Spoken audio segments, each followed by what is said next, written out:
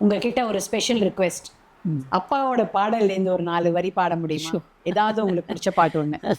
எது ரொம்ப பிடிச்சதுன்ற அந்த மோசமான கேள்வியை நான் கேட்கறதால அந்த மாதிரிலாம் அது அவ்வளோ பெரிய சாகரத்துல இருந்து சூஸ் பண்ண முடியாது. ஏதாவது ஒரு பாட்டு. இப்போ பெண்களுக்காக ஒரு பாட்டு அழகாக எழுதியிருக்காங்க. பெண்ணாக பிறந்தவருக்கு கண்ணுறக்கம் 2 முறை, பிறப்பில் ஒரு தூக்கம், இறப்பில் ஒரு தூக்கம், இப்போது விட்டுவிட்டால் எப்போதும் தூக்கம் இல்லை, காலம் எது? காலம் எது, காலம் எது. பாடி காமிக்கிறீங்களா? நல்லா போயிட்டுருக்கு நிகழ்ச்சி. கட்டாயமா அதனால தான். காலமீது காலமீது கண்ணுறங்கு மகளே, காலமீதை தவற விட்டால் தூக்கமில்லை மகளே, தூக்கமில்லை மகளே. 4 வயதான பின்னே பள்ளி விளையாடல், 4 வயதான பின்னே பள்ளி விளையாடல், நாள் முழுதும் பாடச் சொல்லும் தெள்ளுத்தமிழ் பாடல். 2 வயது வந்தால் கண்ணுறக்கம் இல்லையடி, 2 வயது வந்தால் கண்ணுறக்கம் இல்லையடி, 7 மொழிகளுடன் போராடச் சொல்லுமடி, தீராத தொல்லையடி. ஓ, ரொம்ப அழகா இருந்தது. ரொம்ப அழகா இருந்தது. அப்பாவை வந்து உலகமே அட்மையர் பண்ணது. எல்லார் மனசுலயும் வாழறவர் அவர். அவர் யாரையாவது அட்மையர் பண்ணுவாரா? யாரெல்லாம் அவர் அட்மையர் பண்ணியிருக்காரு? அப்பாவுக்கு வந்து அட்மிரேஷன் அப்படின்னா ஒவ்வொருத்தரை பற்றி ஒரு மாதிரி. அப்பாவுக்கு காமராஜர் ரொம்ப ரொம்ப பிடிக்கும். அவர்கிட்ட கோபமும் கோச்சிட்டு இருந்திருக்காங்க, ஆனால் அதே சமயம் பாசமானவர். அறிஞர் அண்ணா அவர்களை ரொம்ப ரொம்ப பிடிக்கும். நேருஜி அவர்களை பிடிக்கும். இந்த தலைவர்கள் அப்படிங்கிற போது அவங்க மேலாம் அந்த இடத்துக்குரிய மதிப்பும் மரியாதையும் பிரியம் பாசமாகும். அதே மாதிரி அப்பா வந்து ரொம்ப அப்படியே வீட்டுக்குள்ளே அப்படின்னா அப்பாவுக்கு வந்து குழந்தைங்க மேலே அபிரதமான ஒரு பிரியம். அது எத்தனை குழந்தைன்னா அதை பற்றி கவலை இல்லை. அதாவது தன்னோட 14 குழந்தைங்களையும் வந்து அப்பா வந்து என்றைக்குமே அப்படி அப்படின்னு கூட ஒரு வார்த்தை சொன்னது கிடையாது. ஸோ அவ்வளோ பிரியமாக இருந்திருக்கிறாங்க, அவ்வளோ பாசமாக இருந்திருக்கிறாங்க. அதனால தான் வந்து எவ்வளோ ஒவ்வொருத்தரை பார்க்குறப்போது நினைக்கிறதப்பா நம்ம அப்பானா எப்படி இருந்திருக்கிறாங்க நம்மகிட்ட. நம்ம இந்த 2 குழந்தைங்கள வச்சுட்டு இன்றைக்கி பார்த்திங்கன்னா ஃபீஸ் அவ்வளோ இருக்குது இவ்வளோ இருக்குன்னா, ஆனால் 14 குழந்தைங்கள் மட்டும் இல்லாமல் தன்னோட உறவுக்கார குழந்தைங்கள, அக்கா தங்க குழந்தைங்களெல்லாம் அப்படி இதுவாக எல்லாருக்கும் எல்லாம் பண்ணியிருக்காங்க. அவரோட அக்கா மேலே அபிரதமான பிரியம் பாசம் உண்டு. தங்கை மேலே ரொம்ப பாசமான தங்கை. அப்பா வந்து அத்தை மேலே அப்படி ஒரு பாசம். அக்கா வந்து அவருக்கு அவரோட சின்ன வயசில் கஷ்டப்பட்ட குடும்பங்கிறதுனால அவரோட அக்கா வந்து நிறைய பெரிய இடத்துல கல்யாணம் ஆனதுனால அவங்க நிறைய அந்த வீட்டுக்கு பாதுகாப்பாக எல்லாம் செய்வாங்க. அதனால் அவங்க மேலே ஒரு மரியாதை கலந்த பாசம் இதெல்லாம் இருந்தது. இவங்க டிஆர் ராஜகுமாரி அம்மா மேலே அப்பாவுக்கு ஒரு பெரிய மரியாதை இருந்தது. அப்பா அட்மையர் பண்ணுவாங்க. அப்பாவே சொல்லியிருக்காங்க ஒரு இதில் வந்து ஒரு அண்ணன் தம்பியாக பிறக்கணும் அப்படின்னா இந்த மாதிரி ஒரு அக்காவுக்கு வந்து பிறந்திருக்கணும் அப்படின்பாங்க. தேவிகாமா மேலே, தேவிகாமாவை ரொம்ப பிடிக்கும். தேவிகாமாவுக்கு அப்பா மேலே அப்படி பிரியம் பாசம் எல்லாம். அதே மாதிரி சாவித்திரி அம்மா வந்து அப்பா வந்து ஒரு அண்ணன்ற முறையில் அப்பா அவங்களுக்கு என்னென்ன உதவி பண்ண முடியுமோ அவ்வளோ பண்ணியிருக்காங்க.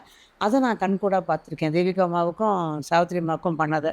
தினம் ராத்திரி சாவித்திரி அம்மா ஃபோன் பண்ணி அண்ணா அண்ணின்னு 2 பேர்ட்டையும் பேசிட்டு தான் ஃபோனை வைப்பாங்க. பல நாள் அது தொடர்ந்து. அதே மாதிரி அப்பா அட்மையர் பண்ணது வந்து விஸ்வநாத மாமாவை ரொம்ப பிடிக்கும். 2 பேருக்குள்ளே ஒரு பெரிய ஒரு பாண்டிங் இருந்தது. அதே மாதிரி அம்மா மேலேயும் பெரியம்மா மேலேயும் ஒரு பாசம் உண்டு. எங்கள் அம்மாவை வந்து அப்பா ரொம்ப அட்மையர் பண்ணுவாங்க. அம்மா ஷி வாஸ் வெரி பியூட்டிஃபுல். ரொம்ப அழகாக இருப்பாங்க அம்மா. அதே சமயம் அம்மா வந்து வெரி போல்ட் லேடின்னு சொல்ல ஒரு தைரியசாலி அம்மாவுக்கு. ஸோ அந்த விதத்தில் அப்பா வந்து அம்மாவை ரொம்ப அட்மையர் பண்ணியிருக்காங்க. அம்மாவுக்காக எழுதின பாட்டு தான் காலங்களில் அவரோட வசந்தம். ஓ, கலைகளிலே அவர் ஓவியம்ங்கிறது பாட்டு வந்து அம்மாவை பேஸ் பண்ணி எழுதின பாட்டு. சூப்பர். 15 வயசுலன்னு ஆரம்பிச்சு வந்ததுன்னா இட்ஸ் அ லாங் இன்னிங்ஸ்.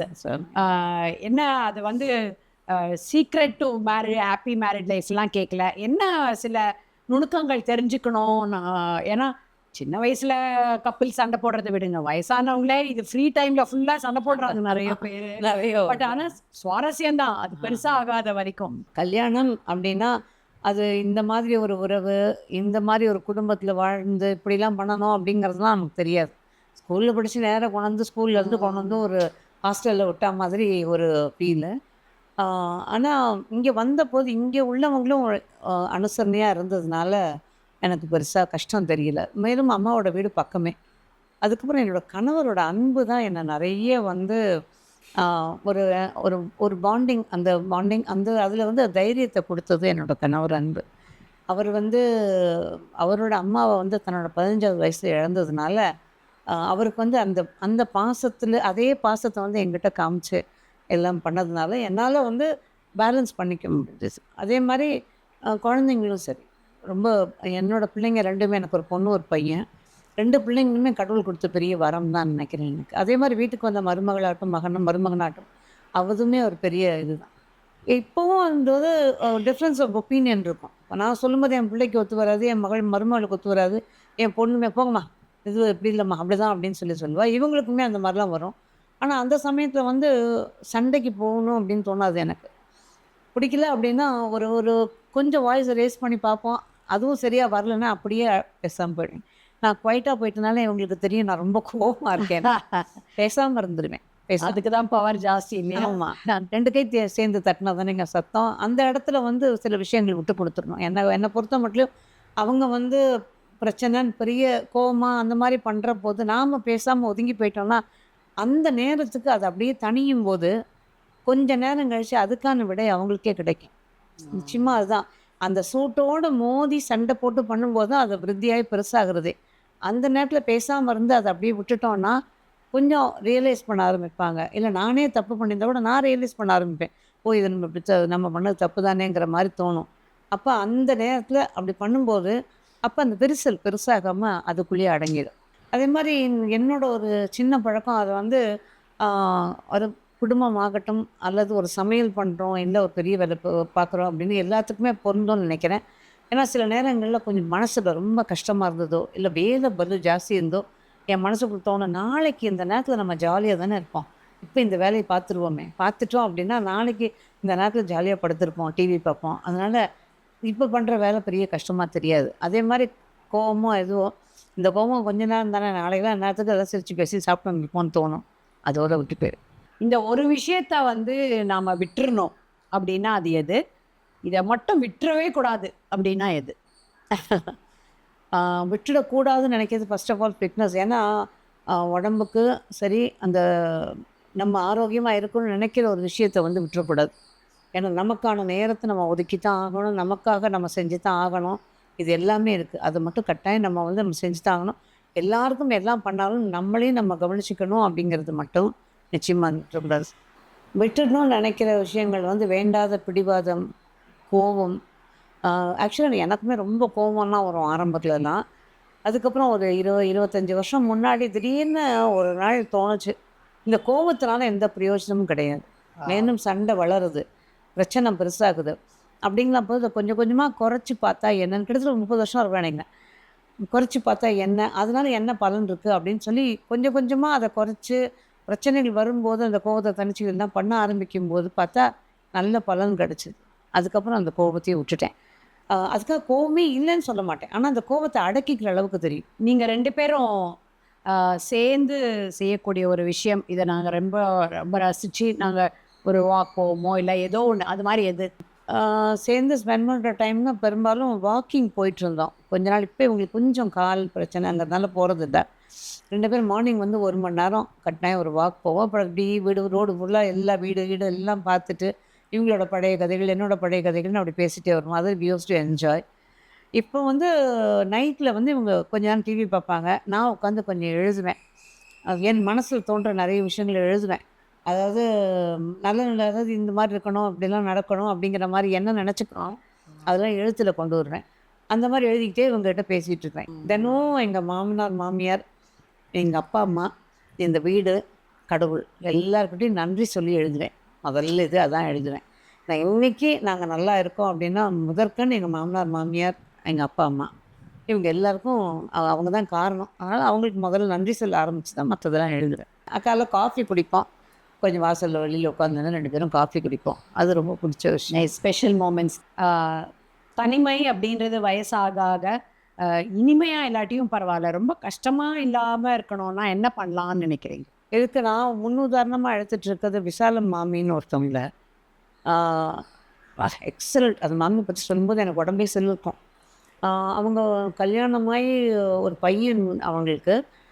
மாமிக்கு வந்து கணவர் இறந்துட்டாரு. மருமகளோடையும் மகனோடையும் தான் இருக்காங்க. திடீர்னு அவங்களோட வயசான காலத்தில் அவங்களோட மகன் இறந்தவர். இறந்ததுக்கு அப்புறமும் மாமி வந்து அதில் வந்து உடஞ்சி போகல. பேசும்போது என்னடி பண்ணுறது, அவன் பகவான் எனக்கு கொடுத்தது அவ்வளோதான், என்ன பண்ண முடியும், சரி அந்த குழந்தைங்களுக்கு நான் என்ன பண்ணுவோ பண்ணுறேன், அதனால் நான் உடஞ்சி போயிடாமல் பார்த்துக்கிறேன், நான் இருந்துக்கிறேன். அதே மாதிரி யார் எந்த ஹெல்ப்புக்கு கூப்பிட்டாலும் ஷீஸ் அரௌண்ட் 76 77 யார் எந்த ஹெல்ப்புக்கு கூப்பிட்டாலும் உடனே ஓடிடுவாங்க. எங்கள் மாமியை எத்தனால ஆளை காணும் அப்படின்னு, ஐயோ இல்லை அவத்தில் குழந்தை பிறந்திருக்கு ஹாஸ்பிட்டல் இருக்க சொல்லி கூப்பிட்டா அதனால போனேன்பாங்க. இவங்க வீட்டில் வந்து கிரகப்பிரவேசம் தானாக தனியாக பண்ணிட்டு இருக்கா காரியம்னா, அதனால் நான் போனேன்டிப்பாங்க. பயங்கர இன்ஸ்பிரேஷன். இப்போ அவங்களுக்கு கிட்டத்தட்ட 82 வயசுக்கு மேலே இருக்கணும். கொஞ்ச நாள் அந்த ஃபோனை மிஸ் பண்ணிட்டேன், என்னோடய ஃபோனில் நம்பரை மிஸ் பண்ணிட்டேன். இந்த நிகழ்ச்சியை பார்க்குறேன், யாராவது இந்த நம்பரை கொடுத்தாங்கன்னா மாமியை மீட் பண்ணுறதுக்கான சந்தர்ப்பம் கிடைச்சதுன்னா ரொம்ப ரொம்ப சந்தோஷம். அவங்களெல்லாம் பார்க்குற போது தான் நம்மளை பார்த்துக்கணும். ஏன்னா நான் நம்மளை பார்த்துக்கணும் சொல்கிற காரணம் என்ன, ஒரு பெண்ணோட இயக்கம் நின்று போனால் அந்த வீடு மொத்தத்தோட இயக்கம் நின்று போயிடும். ஒரு ஆணோ குழந்தைங்களோ வீட்டில் யாருக்கா உடம்பு முடியலன்னா நம்ம சுற்றி வந்து அத்தனை காரையும் பார்த்துருவோம். ஆனால் நாம் படுத்துட்டோன்னா அந்த வீடோட இயக்கம் அப்படியே தடுமாறிடும். அதனால தான் நம்மளை நல்லா பார்த்துக்கும் போது தான் அவங்கள நல்லா பார்க்க முடியும். அதே நேரத்தில் மற்றவங்களுக்காக யோசிக்கும் போது ஆட்டோமேட்டிக்காக வாழ்க்கை மேலேயே நம்மளுக்கு ஒரு பிடிப்பு வந்துடுது இல்லையா? நிச்சயமாக உங்களுடைய பேசினது வந்து இல்லை அப்படியே ஒரு இதமான தென்றல் வீசின மாதிரி இருந்தது. நீங்கள் எங்களுக்காக டைம் ஸ்பெண்ட் பண்ணதுக்கு ரொம்ப நன்றி. நான் தான் உங்களுக்கு இந்த சந்தர்ப்பத்தை படுத்ததுக்கும் உங்களுக்கு எல்லாருக்கும் நன்றி சொல்லணும். பூர்ணசக்தி நேயர்கள் அனைவருக்கும் மனமார்ந்த நன்றி. இந்த தொகுப்பை நீங்கள் பார்த்துருப்பீங்க, உங்களுக்கு பிடிச்சிருக்கோன்னு நம்புகிறேன். உங்களோட கமெண்ட்ஸில் சொல்லுங்கள். நான் ஏதாவது வேறு ஏதாவது பேசணுமா, வேறு ஏதாவது திருத்திக்கணுமா, எதுவாக இருந்தாலும் சொல்லுங்கள், அதுக்கேற்ற மாதிரி பண்ணிக்கிறேன். மீண்டும் நன்றி, வணக்கம்.